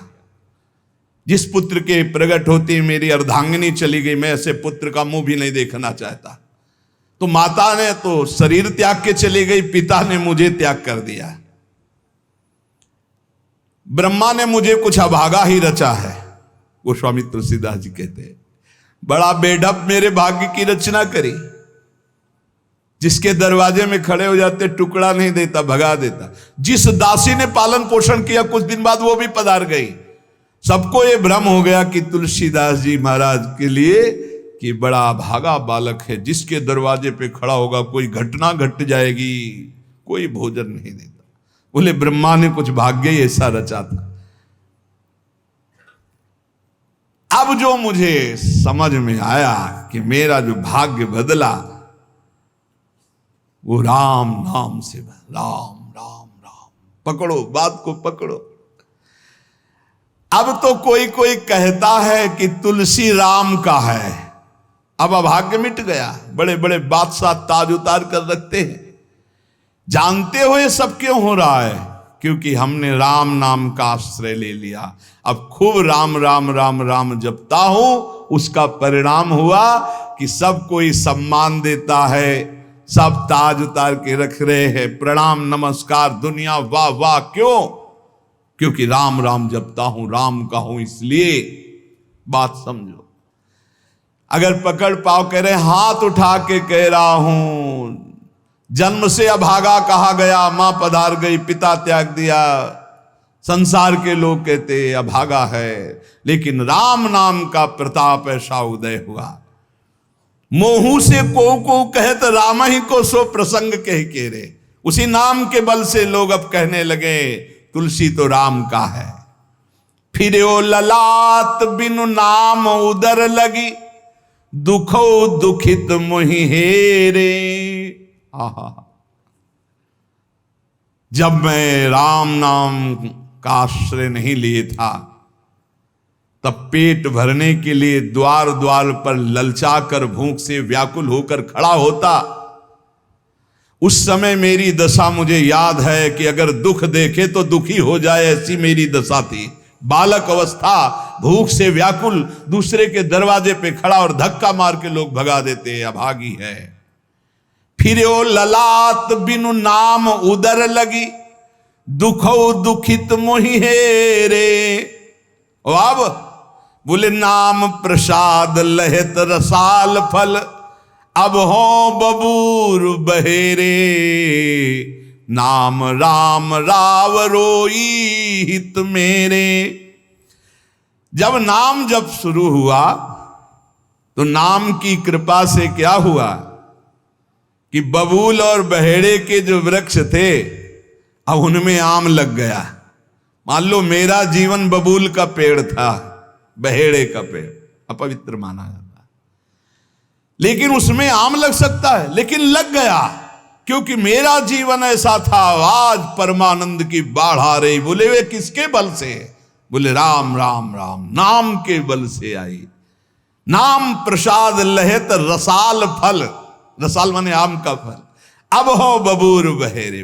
पहले तो मैं कैसा था? बोले बबूल का पेड़, काटा ही उगेगा, दुख ही मिलेगा। और जब नाम का जप शुरू किया तो उसी बबूल में रसाल लग गया, आम का फल, अर्थात महान आनंद। साधत साधु लोक परलोक ही, सुनि गुनि जतन घनेरे। तुलसी के अवलंब नाम को, एक गांठ कई फेरे। नाम राम राव रोई हित मेरे। संत जनों ने, शास्त्रों ने जब कहा कि जीव के समस्त दुखों को मिटाने में समर्थ है नाम, बस उसके अनुसार हमने पकड़ लिया, नाम जप करना शुरू कर दिया। उनकी बात मान करके जब नाम जप किया तो लोक परलोक सब बन गया। हरिवंश महाप्रभु कहते ई परलोक सकल सुख पावत, मेरी सो भैया कृष्ण गुण संचु। इस लोक और परलोक में समस्त सुख आपका वर्ण कर लेंगे, मेरी बात मान लो, मेरी कसम है तुम्हें, तुम नाम जप शुरू कर दो। अगर दुख से निपटना चाहते हो, तभी लोग कहते हैं बाबा का हर प्रश्न का उत्तर नाम होता है। इसलिए नाम है कि एकमात्र समर्थ नाम है जो सारे पापों को मिटा दे। पापों से ही दुख मिलता है। ऐसा कोई पुण्य नहीं है जो इतना समर्थ हो कि हमारे जमा के जमा गोदाम पापों को नष्ट कर दे। वो नाम, नाम संकीर्तनम यस्य सर्व पाप विनाश, समस्त पापों का नाश नाम से। लोक परलोक बनाना है तो संतों से सुना, शास्त्रों में सार बात पकड़ी, नाम कीर्तन, नाम जप। अब तुलसी ने तो एक ही सहारा पकड़ लिया है, राम राम राम, एक ही अवलंबन।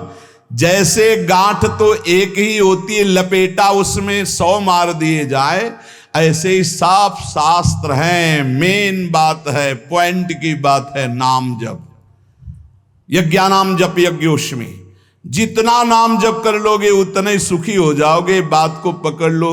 गोस्वामी तुलसीदास जी कहते, तो श्री तुकाराम जी महाराज कहते हैं, संदेह मत करो, वही एकांतवास सफल है जो समाधि में है। समाधि कैसी है? नाम की समाधि, नाम का ध्यान, 2 अक्षर राधा, वही गूंज रहा है। अब समाज में बैठे हो तो एकांत, एकांत में बैठे हो तो एकांत। और अगर नाम जप नहीं चल रहा तो श्री तुकाराम जी महाराज कह रहे हैं केवल एकांत में बैठे रहना प्रमाद है। एकांत में समय व्यतीत पड़े हैं वो प्रमादी है। तो कहा ऐसे एकांतियों को, जैसे सांप भी तो बिल में रहता है, गुफा में चूहा भी रहता है, पीछे आपने चर्चा सुनी, क्या उनको भगवत प्राप्ति हो जाती है क्या? हाँ, नए साधक को चाहिए कि कुछ समय एकदम शांत, जैसे आप लोगों के पास कुटिया है, कमरा है, एकांत कमरे को अपना गुफा समझो, सेवा और वाणी पाठ आदि किए, कुछ समय तो एकांत मिलता ही है। उस समय बैठ करके मन को प्रभु के चिंतन में, कई बार हम कहते हैं कि आप कहाँ हो, हजारों बार यहाँ सत्संग में कहते हैं नाम चलाओ, अंतर्मुख। जब हम सेवा में लगे हैं तो नाम चिंतन चल रहा है, जब सेवा से विलग हैं तो एकदम समाधिस्थ हैं, एकदम आनंद, नाम चल रहा जी। ठाढ़े बैठे परे उताना, कबीर काहे हम राय ठिकाना। चिंतन ही हमारे जीवन का सार है, इतनी बात समझ लो। अगर आपका चिंतन नहीं चल रहा, हम कोई महत्व नहीं रखते, इन सब बाहरी बातों का महत्व नहीं रखते, ध्यान रखना। खास बात है आपका चिंतन क्या चल रहा है। हमारे हृदय को प्रसन्न करने वाली सबसे बड़ी सेवा है आपका चिंतन। अचानक दृष्टि आपके चेहरे में पहुंचे और आपकी नेत्र दिखाई दे रहे अंतर्मुखता में, एक हृदय में शीतलता आ जाती है, हाँ काम हो गया। अगर साधक ऐसे चलेगा तो बहुत जल्दी काम हो। मुख बरनत हरिवंश, चित्त नाम हरिवंश रति, मन सुमिरन हरिवंश, यह जो कृपा हरिवंश। एक क्षण का भी, जैसे हम चर्चा कर रहे हैं तो भगवत चर्चा और एकांतिक कर रहे हैं तो भगवत प्रश्नोत्तर, उस समय भी किसी के भी एक चेहरे को लक्ष्य बना लेते हैं। वो समझता है हमको बहुत प्यार करके देख रहे हैं, नहीं, हम उस समय नाम लिखते हैं, नाम लिख करके वार्ता करते जा रहे हैं, बराबर दृष्टि उसके जमाए हुए हैं। वो समझ रहा है हमारी तरफ देख रहे हैं, हम बिल्कुल नहीं पहचानते ही नहीं कौन होगा, हम तो बोर्ड मिल गया, अच्छा उसमें नाम लिख रहे हैं और अपनी वार्ता कर रहे हैं। साधु हर समय सावधान सो, साधु नहीं, साधु काहे का सेवा सुमिरन सावधान। इसलिए हम माइक से गरज के कह रहे हैं कि हम कभी भी किसी से पूछ सकते कहां हो। पक्का समझ लो, हमारा कोई व्यवहार नहीं है, हमारा कोई प्रिय नहीं, हमारा सबसे प्रिय वही है जो भजन करता है, जो सुमिरन करता है। अचानक दृष्टि पड़ी, आपसे पूछा कहां हो जी, अच्छा ठीक है, हृदय शीतल हो जाएगा। अगर सुमिरन नहीं तो फिर हमको आप अगर सेवा शब्द से प्रभावित हो तो सेवा है आज्ञा, आज्ञा सम न सुसाहिब सेवा। अब जो ही कहा करें हम सोई आयस ले चलें। सेवा की आड़ में अपनी चित्त वृत्ति का मनोरंजन मत कीजिए, मनोभंजन करना है, हर समय भगवत चिंतन परायण रहना है। अगर भगवत चिंतन नहीं तो आपका कोई अस्तित्व। देखो ये बड़ी दौड़ है, छोटी मोटी दौड़ नहीं है, ये बहुत बड़ी दौड़ है। आपको संसार समुद्र से अकेले पार होने की बात नहीं, तुम साधु हो, तुम लाखों को पार कर सकते हो, समझना। मान लो अगर आप भगवत प्राप्त हो गए तो लाखों को अपनी कृपा रूपी नौका में बैठाल कर संसार समुद्र से पार करोगे। साधु अपने लिए भजन नहीं करता, हाँ इस जगत के लिए भजन करता है। सर्वे भवन्तु सुखिना सर्वे सन्तु निरामया। श्री तुकाराम जी कह रहे हैं एकांतवास लाभ उसी का जिसका चिंतन चलता है। भाई इस बात पर बहुत जोर दिया भगवान श्री कृष्णचंद्र जी ने, अनन्यस चिंतयन्तो माम अनन्य चेता सततम। बार बार भगवान इस बात पर जोर दे रहे हैं। जनसंग में नाम चल रहा है तो आप एकांत हो, एकांत में नाम जब नहीं चल रहा तो आप प्रपंची हो। देख लो अंदर प्रपंच चल रहा होगा। जन संसर्ग से शून्य अर्थात भीड़ भाड़ में रति न होना, अर्तिर्जन संसदी, और एकांतिक भगवत चिंतन होना। हम एकांत को समझते कमरा में पड़े हैं तो हम एकांत हैं, हम ऐसा एकांत नहीं समझते। एकांत है कि हम प्रभु के चिंतन में हैं तो एकांत है, चाहे बाजार में खड़े हों। अगर प्रभु का चिंतन नहीं है तो एकांत में कमरा में पड़े पड़े एकांत में कोई लाभ नहीं। एकांत में उसी का लाभ है जो एकदम समाधिस्थ तन्मय है। एकांत में समाज में सावधान होकर चेष्टाएं कर रहा है और नाम अंदर अंदर चल रहा है। आनंद कंद भगवान गोविंद को छल छंद अच्छा नहीं लगता, मतलब नाटकबाजी अच्छी नहीं लगती। जहां हो वहीं भजन करो, जैसे हो उस परिस्थिति में भजन करके दिखाओ। भजन की भूख जग जाए यार, यही सत्संग का लाभ है। भजन की भूख जग जाए। एकांत का तात्पर्य है प्रभु की शिवा और कुछ सुमिरन में ना, प्रभु के चिंतन में डूबना। ए भाई समझो, सत्संग सुन रहे हो उसको पकड़ो, अपने हृदय में बार बार चलाओ। देखो ये अंदर से बात समझ लीजिए, हम उसे बहुत जी जान से प्यार करते हैं जो भजन करने वाले हैं। हम जिन साधकों को देखते हैं कि अपनी सेवा दिनचर्या और भजन किसी से मतलब नहीं, ऐसे ऐसे साधक हैं कि एक एक दो दो वर्ष हो गए हमने कभी उनसे राधे श्याम हमारी उनकी नहीं हुई होगी। और आप सच्ची मानिए एक दिन भी ऐसा नहीं जो हमारे चिंतन में ना आते हो, चिंतन के द्वारा उनका पोषे। और हमारे पास हो अगर भजन नहीं करते तो सच्ची मानिए हम जानते भी नहीं हैं। अभी आप हमें अंदर की बात, जैसे वो कह रहे थे कि हम जान गए आपको, तो हम कहा नहीं जाने हो, जान जाओगे तो प्रेमानंद बन जाओगे। प्रेम और आनंद, प्रिया और लाल के रूप में डूब जाओगे। ये हमारे गोविंद आनंद कंद सच्चिदानंद प्रभु को ये छल छंद अच्छे नहीं लगते, उनको तुम छल कपट में नहीं फंसा सकते। एकांत निष्ठ भक्त, उसका मतलब हम तुरंत ले जाते हैं कमरा एकांत, गुफा एकांत, नहीं, एकांत हृदय, एकांत निष्ठ भगवान के चरणारविंद में। शाब्दिक एकांतिक में मत जाइए कि शब्द का एकांत, कि भाई शोरगुल नहीं हो रहा, मैं एकांत कमरे में पढ़, नहीं नहीं, आंतरिक एकांत में। अकेले चुपचाप बैठे रहना एकांत नहीं कहता, भगवान में खोए रहना एकांत कहता। इसको समझिए, प्रभु में खोए रहना, एकांत वास का तात्पर्य सच्चिदानंद प्रभु में खोए रहे। तो सत्संग, नाम कीर्तन, नाम जप, भगवत सेवा, इन्हीं से असली एकांत मिलता है, हृदय का एकांत। हृदय रूपी गुफा में हर समय चित्त चिपका हुआ है प्रभु के चिंतन में। कितना अपार आनंद है जब हर समय मंत्र की बार बार आवृत्ति होती, नाम। जो न तरय भवसागर अस समाज नर पाए, स्वत निंदक मंदमति आत्म हनन गति जाए। श्री तुकाराम जी महाराज कह रहे हैं कि जीव में एक अहंकार होता है, यही आत्मज्ञान को ढके हुए है, यही भगवदानंद को ढके हुए। अहंकार तामस वृत्ति से टिका रहता है, तमोगुण का लक्षण है अहंकार। इस तमोमय अहंकार में इसके बहुत प्रकार हैं।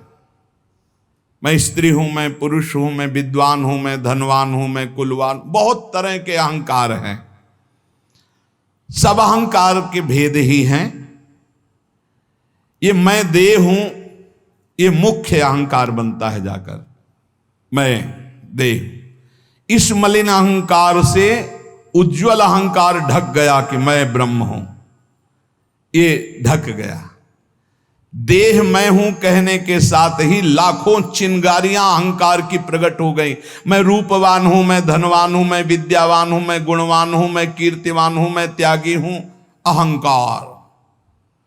मैं अमुक देश का, अमुक भाषा का ज्ञान, अमुक धर्म का ज्ञान, अमुक जाति का, अमुक वर्ण का, अमुक कुल, आदि आदि, अहंकार। प्रकृति के स्वभाव में हर्ष और विषाद, स्तुति और निंदा, मान और अपमान, ज्ञान और अज्ञान, ये सब अहंकार के कारण ही भोगने पड़े। अहंकार। प्रकृति से परे जो परमात्मा है तब तक आंख उठाकर उसकी ओर नहीं देख सकते जब तक अहंकार है। तुकाराम जी महाराज कह रहे हैं, परमात्मा के और तुम्हारी दृष्टि के बीच में जो पर्दा लगा हुआ है वो अहंकार। जब तक ये अहंकार नष्ट नहीं होगा तब तक भगवान की तरफ आंख भी नहीं उठा सकते हो। दर्शन पाने की बात जाने दो। बहु धन त्याग कर सकते हो आप, बहुत बाहरी आडंबर दिखा सकते हो आप, लेकिन ये अहंकार तब भी पुष्ट होता रहेगा। मैं धन त्यागी हूं, तब भी आप परमात्मा का साक्षात्कार नहीं कर सकते। ये अहंकार सर्वथा दूर तब तक नहीं होता जब तक भगवत कृपा से गुरु कृपा नहीं होती। गुरु कृपा। तभी तो तुकाराम जी के पीछे चैत्र में सुनाओ छटपटा रहे थे कि गुरुदेव मिल जाएं, गुरुदेव मिल जाएं। जैसे जैसे गुरु की कृपा अवतरित होती हृदय में वैसे वैसे अहंकार का पर्दा भस्म होने लगता है, आग ही लग जाती है। अहंकार भस्म हो गया। जो ही अहंकार का पर्दा फटा तो सन्मुख परमात्मा का साक्षात्कार, वही अहंकार पर्दा है। जैसे कोई प्रवीण कला विद्या से युक्त हो पर आसन लगा करके अपने सामने पर्दा कर दे तो न कला दिखाई देगी, न प्रवीणता, न गुण, न वो। ऐसे ही समस्त कला समस्त विद्याओं के गुरु तुम्हारे हृदय में आसन लगा के बैठे पर अहंकार का पर्दा लगा। अहंकार हटा दो, समस्त गुण और विद्या के समुद्र भगवान का साक्षात्कार हो जाए। ये अहंकार किसी भी गुण कला विद्या से नहीं मरता है, इसको और अहंकार हो जाता है। मैं कलावान हूं, मैं विद्यावान हूं, मैं गुणवान हूं। अरे यहां तक कि मूर्खता का भी अहंकार होता है। चित्त में अहंकार को पोसते पोसते अनंत जन्म व्यतीत हो गए। अब भगवान के मार्ग में चले तो नम्रता का अहंकार हो गया है। ये भी है, मैं बहुत सरल हूं। अरे कितना बोझा लदा है अहंकार का। तुम और समझो, धूर्तों को धूर्तता का भी अहंकार होता है। कल्याण के मार्ग में चलने वाले साधकों के अंदर ये अहंकार प्रकाशित होता है तो देख पाते हैं, ज्ञानी लोग नहीं देख पाते हैं। ये साधकों को क्लेश देने लगता है, तब जान ले कि इसके मिटने का समय आ गया। जिसको अहंकार चुभने लगे, एक साधक रो रो के कह रहे थे कि मुझे ऐसा अहंकार है कि मैं दैन्य हूं, भगवान की विशेष कृपा मेरे ऊपर, मैं बहुत भजनानंदी हूं, क्योंकि हर समय नाम जप करता रहता हूं, तो मुझे डर लगता है कि इस ऑपरेशन का कहीं कोई कठोर विधान भगवान न कर दे। तुमका उसे डरना तो चाहिए, क्योंकि भगवान ऑपरेशन तो बहुत अच्छा करते हैं, पक्का करते हैं, पर घटना बहुत, तो बोले मुझे डर लगता है, मैं सहन नहीं कर सकता कि अगर कोई ऐसी घटना आई। तो यही अहंकार है, वो बचना चाहता है। तो हम कहा डरो और भगवान से प्रार्थना करो, नहीं तो ऑपरेशन थिएटर साथ ही लिए घूमते हैं भगवान, पता नहीं कब कहां कौन सी घटना घटा दे कि सारा अहंकार मिट्टी में मिल जाए। तुकाराम जी महाराज कहते हैं, पहले पहले जब साधक जानने लगता है कि अहंकार मेरे अंदर जागृत हो गया, तो जहां तहां सम्मान से बचने लगता है और उसकी वाणी का लोगों पर प्रभाव पड़ने लगता है। तब अहंकार उपाधि रूप धारण करने के लिए फिर आ जाता है चौड़े पे। बहुत बड़ा युद्ध है। तुकाराम जी कह रहे हैं कि जो असावधान है, चारों तरफ से चोर उसका माल चुरा ले जाते हैं। ऐसे ही अहंकार की वृत्ति साधक को असावधान कर देती है और उसका सारा भजन, भगवत भाव, सब ये काम, क्रोध, लोभ, मोह चुराने लगते हैं। अब मुझे तो डर नहीं, क्योंकि मैंने बहुत बड़े बलवान का आश्रय ले लिया, पांडुरंगा। हे हरि, अब तुम संभालो अहंकार का ऑपरेशन, आप करो, आप इसको संभालो। पदोपदिम नारायणा तुमची करीन भावना। हे हरि, हे नारायण, अब तो मैंने सब तुम्हारे चरणों में अर्पित कर। ये बहुत बढ़िया बात है। आखिरी बात, अपने अहंकार को नष्ट करने के लिए भगवान के सामने पेश कर दो। हे महावैद्य, अहंकार रूपी फोड़ा बढ़ रहा है, इसको बैठाल दो या ऑपरेशन करो, बाप के सहारे हैं, आप देख लेना, वो ठीक कर देंगे। बहुत कृपालु हैं वो, कहीं ना कहीं ऐसी लीला रचेंगे कि बिल्कुल अहंकार ठीक हो जाएगा। सच्ची मानो, भक्तों के जो पैर फिसलते हैं तो कीन हो इसका बहु अभिमाना, सोखो वंचा कृपाली धाला। भगवान उसके अहंकार का नाश करते हैं। अहंकार भगवत भाव को नष्ट करता है, भगवत भाव अहंकार को नष्ट कर देता है।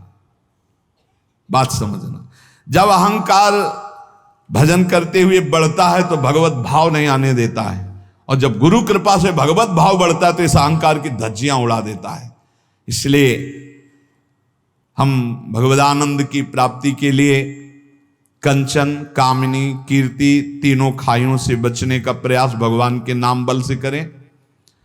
अधिक से अधिक आंतरिक एकांतिक हृदय को देखते रहें कि प्रभु के नाम में लगा है कि नहीं, और किसी भी बात का हमारे अंदर अहंकार ना आने पावे। यदि अहंकार आवे तो भगवान की शरण में होकर पुकारें कि हे नाथ, मेरे इस मलिन अहंकार का नाश कीजिए। अगर हमारा जीवन सावधानी पूर्वक गुरु कृपा से चलता रहा तो इसी जीवन में अहंकार नष्ट हो जाएगा और भगवान का साक्षात्कार हो जाएगा, जो जन्म जन्म की बिगड़ी बन जाएगी। समस्त साधकों से गृहस्थ विरक्त सबसे प्रार्थना है, रोज के सत्संग का सार विषय है कि आप अभी तो सत्संग सुन रहे हैं, लेकिन इसके बाद आपका चिंतन क्या है। आप जब यहाँ से चलते हैं तब आपका चिंतन क्या है, आप जब घर की दिनचर्या में होते हैं तब आपका चिंतन क्या है। ये कोई संसारी ड्यूटी नहीं कि आप कथा सुने, आप वाणी पाठ के, इसके बाद आप फ्री हो गए, आपका काम हो गया, आप हर समय मनोरंजन सांसारिक नहीं भाई, हमें हर समय सावधान। यहां तो सावधानी है ही, क्योंकि समूह में हो, एकांत में विशेष सावधान रहकर नाम जप करो। देखो, नाम जप चल रहा है ना, कोई भी विषय आपको नहीं बांध पाएगा। हम कई बार कुछ साधकों से कहते हैं कि विषय सेवन तभी बांधता है जब आप नाम जपने का, अगर आपके अंदर चल रहा है राधा वल्लभ श्री हरिवंश, राधा वल्लभ श्री, आप प्रसाद पा रहे हो, आपको स्वाद नहीं बांध पाएगा। कोई भी भोग, कोई भी विषय तभी बांधता है जब आपके बीच में भगवत स्मरण नहीं होता। इसलिए हम कहते हैं चिंता मत करो, चिंतन करो, नाम को बार बार पकड़ो। नाम पकड़ लो, विषय के बीच में रहते हुए भी विषय आपको नहीं बांध पाएगा। बस बात समझना है। जब समझ में नहीं आता हो, हम डरते हैं तो हम कहते हैं विषय फेंक देते हैं। इस विषय को फेंक दोगे, लेकिन इसका जो राग चिंतन है, समझो, तन छाड़े मन गही रहे, दोनों ही दुख होए। बात को समझिए, साधक समझता नहीं। तन छाड़े और मन गई रहे तो दोनों ही दुख होए, और रसबल छूटे जो विषय तब ही तो सुख होए। समीप है ये विषय, लेकिन अंदर से भगवत चिंतन का आनंद है। ये विषय क्या कर लेगा? अब बाहर से फेंक दियो, अंदर से इसका चिंतन हो रहा है तो बहुत दोनों ही दुख होए। उपासक नाम न छोड़े। जब उनसे कहते ना ऐसा कैसे हो सकता है, करके तो देखो ऐसा होता है, ऐसा ही होता है। विषयान गृहणंत मुंचंत, वह स्थिति तभी आएगी जब आप नाम में स्थित है, नाम में आपका मन स्थित है। अब आप विषयों का बीच में है तो भी कोई सेवन हो रहा तो कोई फर्क, त्याग हो रहा तो कोई फर्क नहीं। आप इस स्थिति को प्राप्त करने के लिए नाम पर ध्यान दीजिए। नाम जब चलेगा तो रमा विलास राम अनुरागी, तजत बमन जिम जन बड़ भागी। इसलिए भाई चूकिएगा नहीं, बहुत महिमामय समय है। खूब नाम जप करके भगवदानंद की प्राप्ति की जाए। इसी जन्म में प्रिया प्रीतम से, हाँ बिल्कुल आमने सामने उनके चरणों में लौटे, उनकी सेवा। ये घर के लोग हैं, ललिता विशाखा चंपक चित्ता, ऐसा अपने परिवार है, वहां चलना है। हम भूल से आ गए संसार में, अब हमें अपनी भूल मिटाकर फिर धाम पहुंचना है। बिल्कुल नजदीक आ चुके हैं, बस दरवाजा क्रॉस करो, चिदानंद धाम में प्रवेश हो जाएगा। शेष चर्चा आगे। श्री राधा वल्लभ लाल की जय।